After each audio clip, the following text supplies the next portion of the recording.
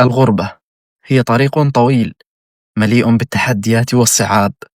من اختار هذا الطريق لم يكن يمتلك خيارا آخر، بل أجبر عليه بسبب الظروف القاسية. المغترب ترك خلفه وطنا وأرضا وأحباء وعائلة تشبع منهم بالأماني والذكريات. المغترب يخوض رحلة شاقة في بلاد غير بلاده، يبحث عن لقمة عيش قد تحقق له بعض الأمل والنجاحات. ورغم أن الغربة قد تمنحك أشياء حلمت بها طوال حياتك، مثل الاستقرار المالي أو بعض النجاحات، إلا أنها تأخذ منك أشياء غالية.